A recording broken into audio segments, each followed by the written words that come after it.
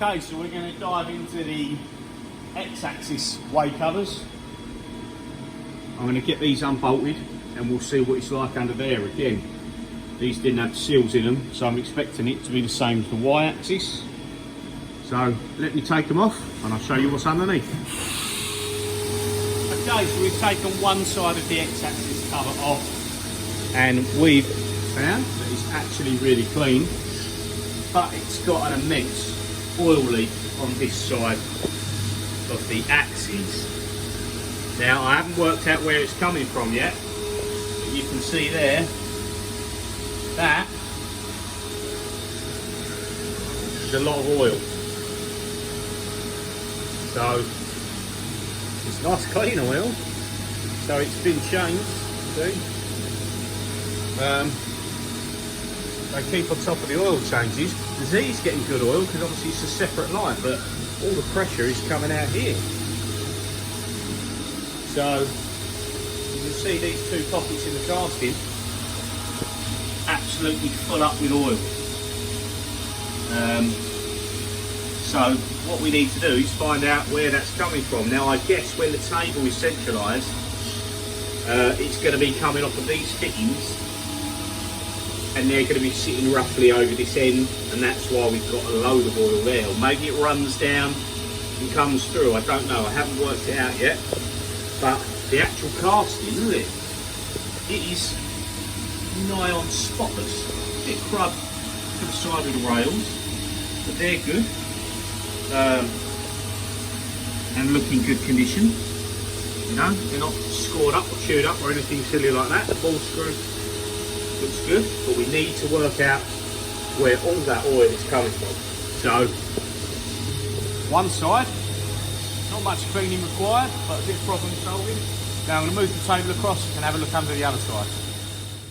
Okay, so we're going to have a look at the other side, and I have taken the cover off, but I just wanted to come back quickly to something I said a minute ago, which was regards to the copious amount of oil that is under here from a massive lube leak. Now I just realised, after doing that snippet video, it isn't a lube leak at all.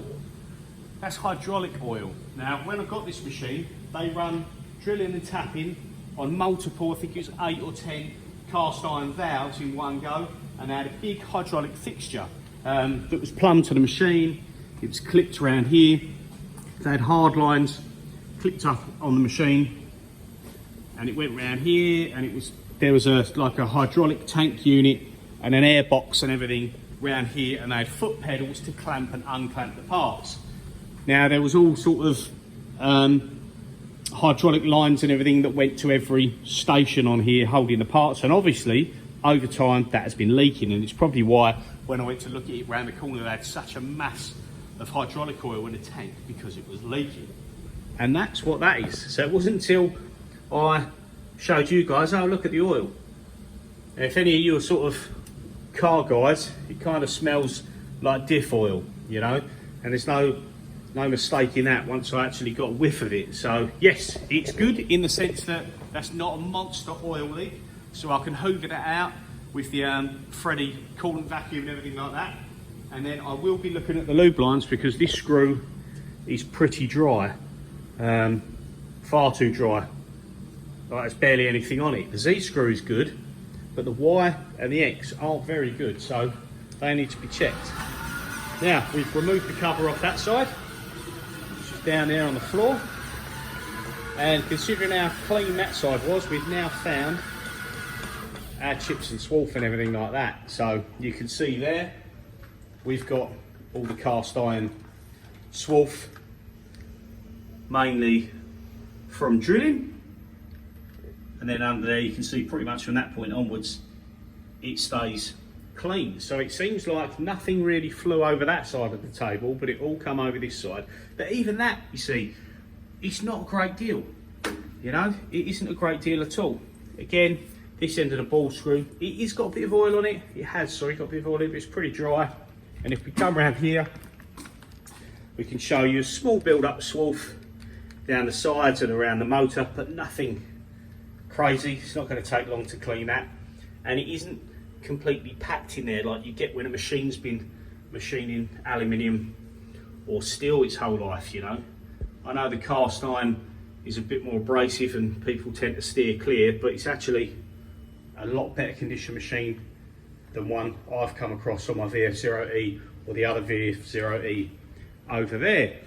So yes, that is another step closer to the machine finally being used at some point. So I'm going to get the Freddy hoover out, I'm going to clean all that out, I'm going to hoover up everything else, and then I'm going to have a look at the lube lines to see why the X and Y is seeming so dry, because it is lubricating well, and it's actually lubricating quite often, and there's not masses of lube oil anywhere other than down here on the Y.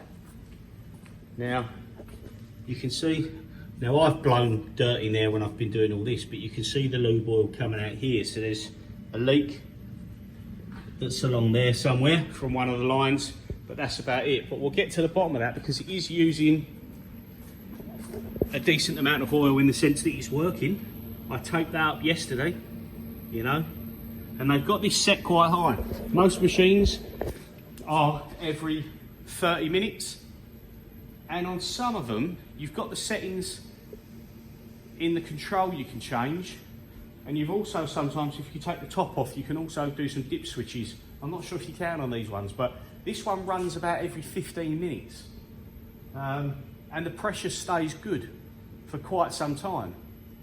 Now, is that staying good because it's actually blocked and the pressure's not going anywhere?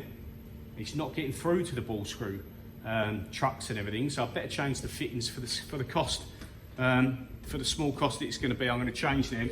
After doing all the VF0E stuff, I'm not going to go into a whole video with it, because if you've seen one lube line, you've seen them all, but I will be doing that because, again, we want to keep all the lube lines on all the machines good, to kind of stay away from any premature failures and wear of the ball screws and the linear guides as best they can. They're old machines, but you want to look after them.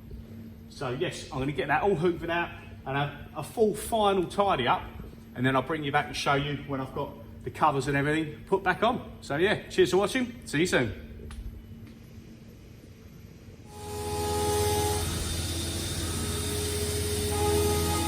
Okay, so I've cleaned out as good as I'm going to on this machine.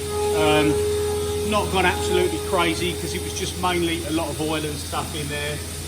So got out any cast iron swap, the chips and stuff that we said was on that side. This side was just pockets full of oil that are all gone. And the old Freddy coolant vacuum was a godsend. So we've clipped our lines back up, ball screws and that in there, sprayed a bit of WD-40 on everything for the minute, and I'm still going to look at the oiler lines, but now all the other gunk's gone, I'm going to give it a run up and run it round the axis like I did with the other machine, and we'll just see where she's at. If I just jog the wire,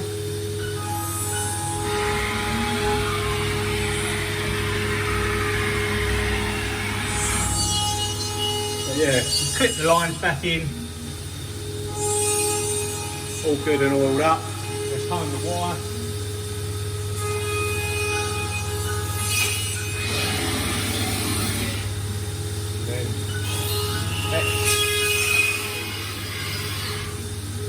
See there, cleaned up the majority. Not gone absolutely mad, so it's not like brand new. But obviously it's a lot nicer this side because it was all caked in oil. And then I'll show you the outside.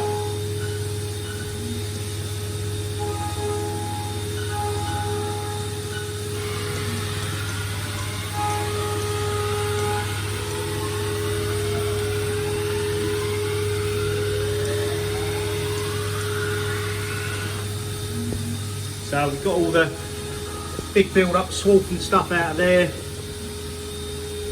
and off the rails, both sides. There's still a little bit of gunk like tucked down in these bits under there, but the only real access is if the motor's off down here, and I'm not taking any motors off. So we're a little bit gunky in here, but I can live with that. Got rid of all the swamp off of this side. And we've cleaned down in there. Same again. go backwards and forwards and it's wiping and get it going, but that's off them rails, and that's eventually going to clean up. Because what I'll also do, when I get the machine and the covers and all that put back on, I'll run like a cleaning fluid before I fill it up with coolant, and you normally just cycle that for a few hours going through the lines, and it can also help wash down the panels and that a bit. Although I am going to clean the panels, I've done another patch there with something else to see what kind of works better. So yeah, covers are going back on. That's all the cleaning I'm going to do for the moment behind the scenes, in the way of way covers. So they've now got to be pulled apart, and the little channels have got to be cleaned out. It's a little bit tedious because I've got the new wiper seal, as mentioned before, and then I can get them back on, silicone them up. I don't use the standard seals that you buy. Bit of silicone, put it round, put them in there, bolt them shut, and then yeah, after that it's going to be a case of cleaning. I think clean the inside, drop the tool changer, open it up, clean any swarf out of there. I think the fingers and springs and all that are relatively good, so I might leave that as it is. What's next? Covers back on the top. Yeah, we're getting there, one step closer again. So cheers for watching, like and subscribe if you like the content. Cheers for watching, see you soon. Said that twice. Bye.